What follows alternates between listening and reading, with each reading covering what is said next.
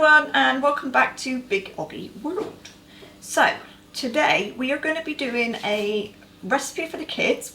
At the minute we're in Easter holidays, but this is going to go out whenever it does. So we need lots of treats in this house to keep them going, quite frankly. So I am going to make mini egg blondies. Now most of you will know that a blondie is the same as a brownie, but it's with white chocolate instead of dark, milk chocolate. So you may have leftover Easter eggs, leftover mini eggs, whatever. Use what you've got, basically. So we have bought, what was it, John?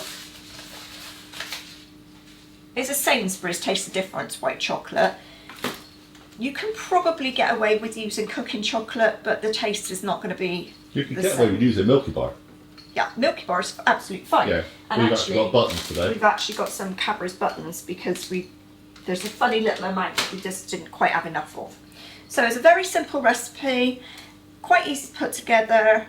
I got the recipe originally from a Good Housekeeping magazine, and they're usually pretty good recipe-wise. They do try them quite a lot, so to make sure that anybody can do it. So we're going to go with it. Before Kelly carries on, if you've seen our new updated photo on the Big OGGIE World on Facebook, which is our community page, you'll see Kelly cutting out said bits of recipes from magazines. Yes. Yeah, we have a large supply of recipes. It takes now. time and devotion.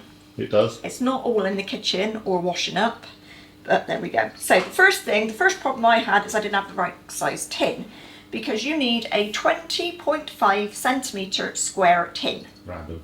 No. This is a 20 by about 23-ish tin, but I think ours is quite shallow, so I'm still reckoning that it'll be absolutely fine. And as my daughter said the other day, if you have to buy a tin for every recipe you do, it'd be ridiculous. So we're going with what we've got. It needs to be greased and limed. And then the next thing you do is you take your melted butter into your mixer. All the ingredients will be shown as usual. Yeah, John usually puts them all down below. If you do not have a stand mixer, you can use like a hand mixer, the little hand whisk works, or even a little hand electric one. That's what I meant, the electric one, the little hand electric one. If you're going to do it by hand, you're in for some hard work. It takes time, doesn't it? It takes time and muscles. So into the melted butter, we're going to add both types of sugar. So we've got soft light brown sugar and some golden caster sugar. And we're going to beat that until it's nice and light and fluffy. I've got the oven on, that's the noise you can hear. You need to preheat to 160 degrees with a fan, 180 if you don't have a fan.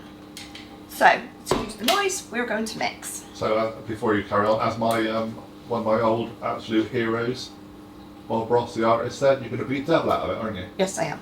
There you go. Off we go.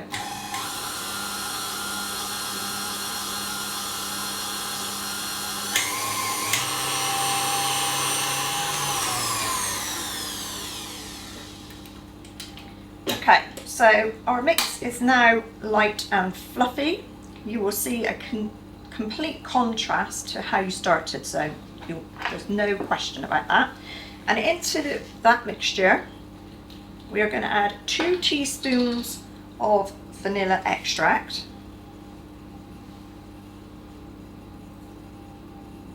We always say it, never buy essence, it's rubbish and chemical. Just use extract or paste or just I like paste, I think. quality. Paste is good too, yeah.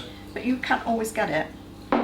And so the next thing goes in are 2 eggs. So I'm going to add one at a time and beat again.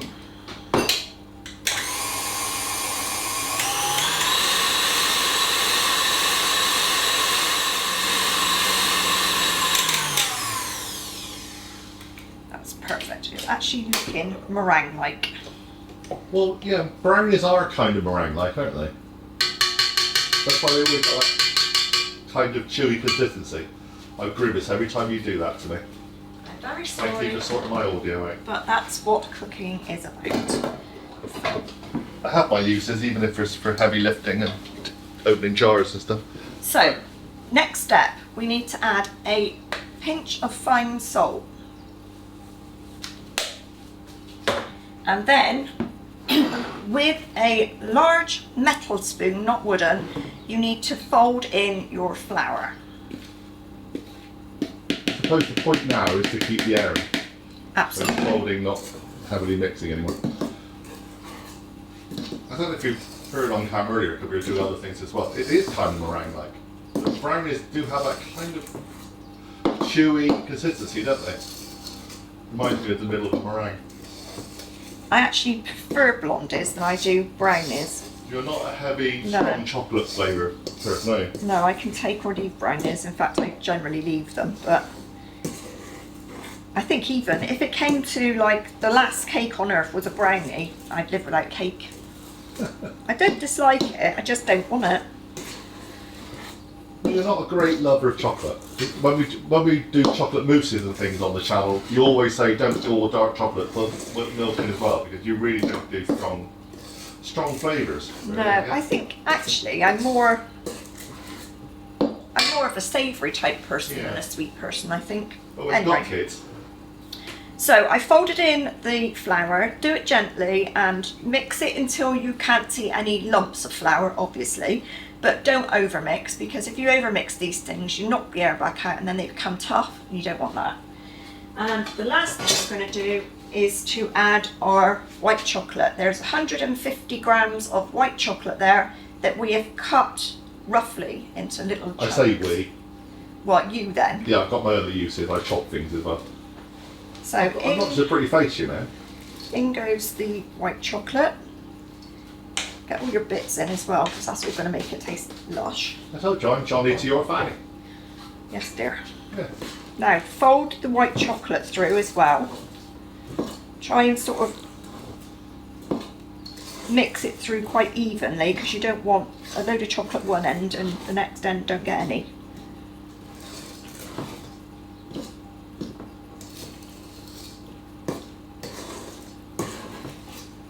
There we go. So are there any crushed eggs in there?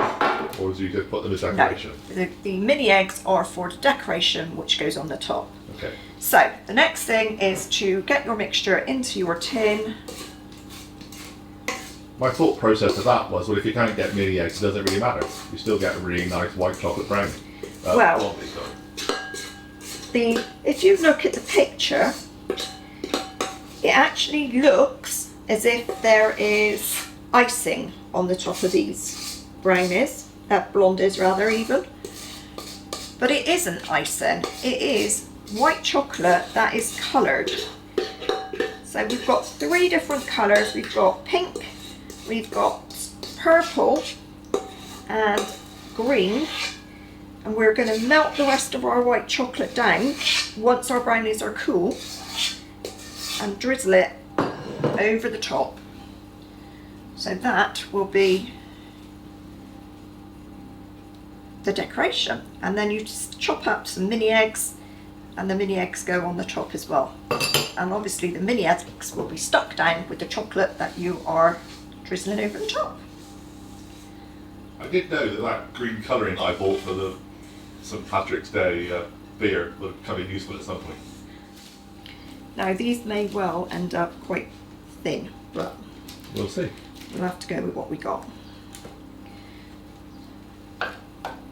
I did read somewhere that if you don't have the right size cake tin, when you line it, as we did, you can get some tin foil and screw it up into like a sausage shape, and then however you need your tin, so this one would be square, I could put a line of foil down there and butt my baking paper up to it, and that would sort of act as a dam to make the tin for long enough until the to make cake's set enough. Yeah. But I didn't do that, we just went with the size of the tin. It'll be fine. So these are now going to go into the oven, like I said, 160 fan, 180 if you don't have a fan, for 35 minutes or until they're set. When they come out, you need to leave them to cool completely in the tray. Don't take them out of the tray. So in they go, and I'll be back in a while. Okay, welcome back. So our brownie is cooked and completely cool. Perfect. Don't cut it just yet. You need to decorate it first. So, to decorate, you need to take the rest of your white chocolate and melt it. Now, John and I, over many recipes, have found that the best way to melt chocolate is by taking a bowl, filling it with boiling water, and then putting a smaller bowl with our chocolate inside. Microwaving chocolate really is hit and miss, and I've ruined so much over the years that I don't even bother trying it again. But this way, we've never, touch wood, had a fail yet, have we? No. No. Not at all. So I've melted the chocolate down, and we need to add a teaspoon of oil. That's all, just 1 teaspoon. So Because it changes the consistency, probably stops it from setting quite as quick. So in that goes just normal vegetable oil. It doesn't have to be anything fancy. Certainly not. Nothing like olive oil, nothing flavoured. No, you don't want anything with a strong flavour. And you give that a good stir in. And like John said, I think it just changes it. It makes it a little bit more liquidy, shall we say. And then the next thing we're going to do is separate our chocolate into portions and colour them. So I already had an experiment with the purple just to see how good these colours are, because I've not used these gel colours before, and it's come up quite nicely. So I'm going to start off with the purple, and literally all you need to do is take a teaspoon and drizzle to your heart's content. There's no rhyme or reason to it. I think this is a nice recipe purely because this is chocolate and not icing. Because if you added a lot of like normal icing to it, it really would be really rather sweet. Don't worry about blobs. In fact, the kids will probably fight over the blobs. So that's the purple done. I'm going to take some more out of here into my ramekin. I can actually pick that up now, it's a bit cooler.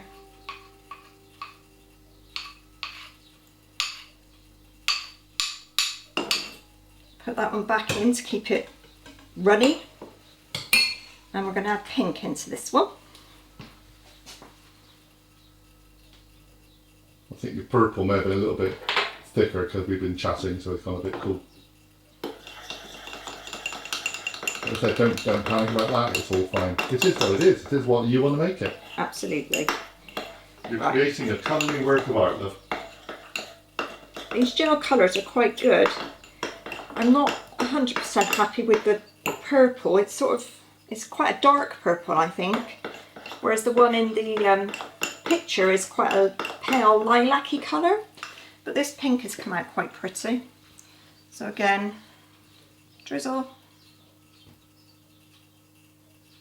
Use whatever colours you like. I mean, you just use white if you want. Absolutely. The chocolate is definitely just a little bit looser. More workable, isn't it? With just that tiny bit of oil in it. But it's not enough oil to stop it from setting, so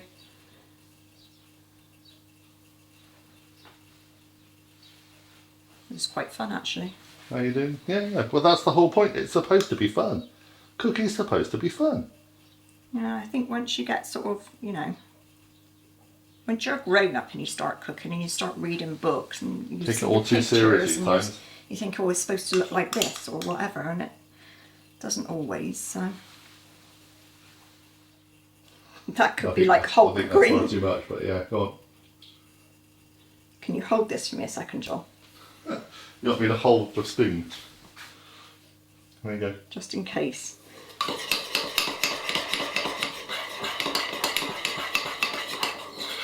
Well, that's actually not too bad right now. That's quite nice, actually. Let's just I'd go with that. one more drop. Do it yourself, don't you? There you go. Can you bin that now? Put it in the sink. Thank you. Okay, so that actually came out not too bad. Nobody wants Hulk green on their if you were doing, say, Halloween ones or whatever. Absolutely. Or Christmas, you know, bright green, dark red. There we go. Bit of green, just for a contrast.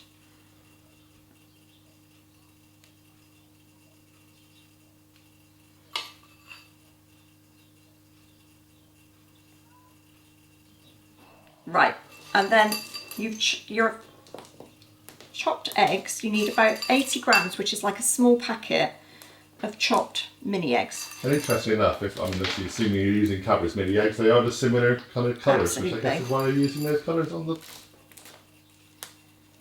liquid. Now obviously you can spread them out a bit, like that.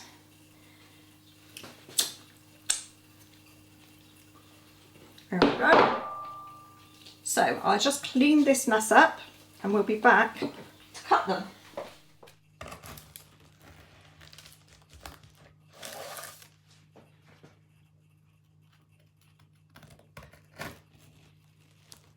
Of course the mini eggs make it more difficult for you to cut. Cut straight, yeah.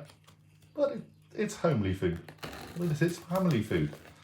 Get the kids to all this. Get the kids to all the sprinkling and all the different colours. They love it. Yep, there we go. So 16 mini egg blondies. So now they need to be left for a little while, obviously, for the chocolate to harden again.